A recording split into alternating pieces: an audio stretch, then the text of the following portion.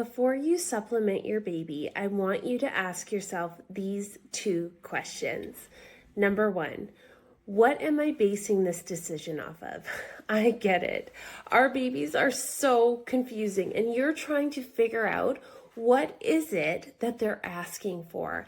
Often, even after a feed, babies can be unsettled and we start to be unsure. We start to question ourselves on whether or not they are getting enough milk. I get it. But before you jump to supplementing them, ask yourself, what did the feed look like? Were they settled at the breast? Big sucks and swallows. They were content there. The feed went well. If yes, that is a good sign that they are transferring milk. If your baby is pulling and crying, that is a maybe, a red flag, and we're going to ask more questions. If your baby is settled at the breast, that is a good sign that milk is transferring. The second question I want you to ask yourself is, are they gaining weight? So I want you to think about data and the big picture.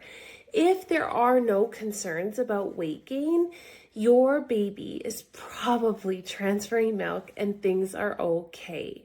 The third thing, which is really a bonus tip, is how often is this happening?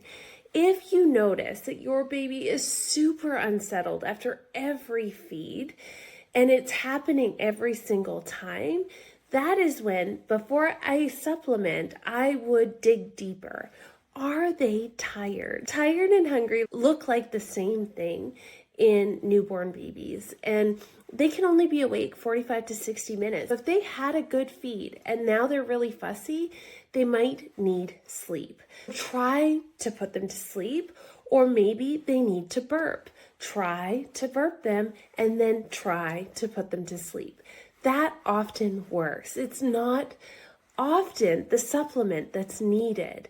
Just to recap, if you notice that your baby is crying during feeds, unsettled, and struggling to gain weight, those are things where you want to meet with somebody who understands supplementation so that you can make a plan on how do you give the littlest amount possible so that your baby is settled and gaining, but also resolve the underlying issue about supply so that you can get rid of the supplement as soon as possible. I hope you found this helpful because I know that we often make decisions about supplementation on how our baby behaves at the end of a feed. If you have questions about this, you can put it in the comments.